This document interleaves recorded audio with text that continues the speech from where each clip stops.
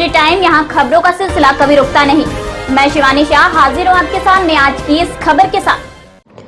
राजधानी लखनऊ के थाना चिन्हट के अंतर्गत छोटा भरवारा क्रॉसिंग के पास राष्ट्रीय जनलोक पार्टी की जनसंपर्क यात्रा सकुशल संपन्न हुई, जिसमें मुख्य अतिथि माननीय शेर सिंह राणा के साथ सैकड़ों कार्यकर्ता मौजूद रहे।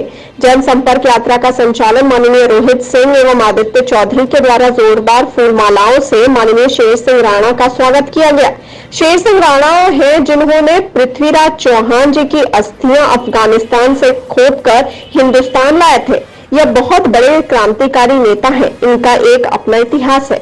आइए देखते हैं लखनऊ से हमारे संवाददाता वाल्मीकि जायसवाल की ये रिपोर्ट। हस्ताक्षर ना हो जाए, अब इस पर संबंधित मंत्री के हस्ताक्षर हो, इसके लिए, क्योंकि सरकार किसकी है?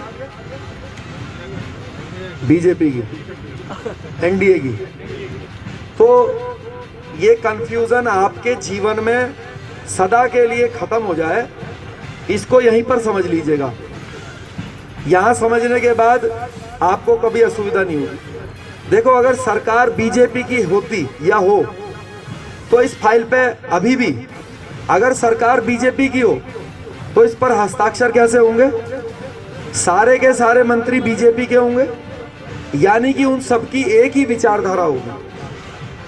तो इस पर हस्ताक्षर कैसे होंगे? मोदी जी अपने मंत्री को बुलाएंगे, वो समान विचारधारा का होगा, उस पर साइन कर देगा मोदी जी के कहने से। लेकिन सरकार एनडीए की है, हो सकता है ये जो फाइल बनी है, इसका जो डिपार्टमेंट है, इसका जो मंत्रालय है, वो किसी सहयोगी दल के पास हो सकता है इसका मंत्री पासवान हो सकता है अनुप्रिया पटेल हो, वो मंत्री नहीं है।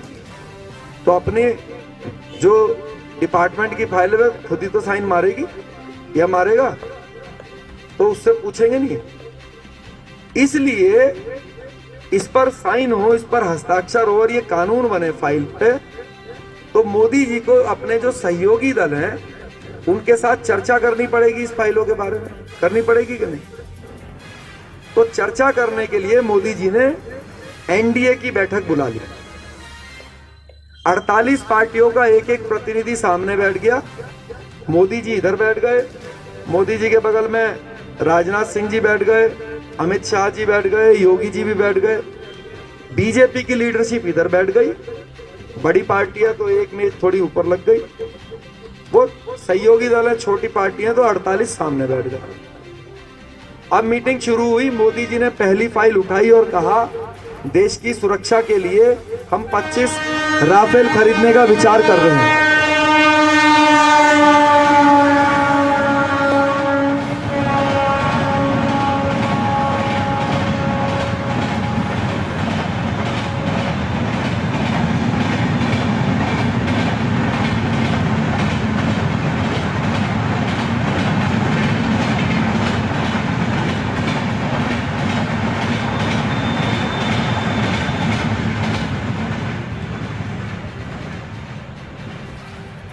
तो मोदी जी ने कहा, देश की सुरक्षा के लिए हम 25 राफेल खरीदने का विचार कर रहे हैं। इस कड़ी में बस इतना ही। ताजा तरीन खबरों के लिए बने रहिए एनएसडी टाइम्स के साथ। मुझे दीजिए इजाजत, नमस्कार। एनएसडी टाइम्स के लेटेस्ट खबरों से अप टू डेट रहने के लिए चैनल को लाइक करें, शेयर करें, सब्सक्राइब करें और अंत में बेल आइकन दबाना ना भूलें।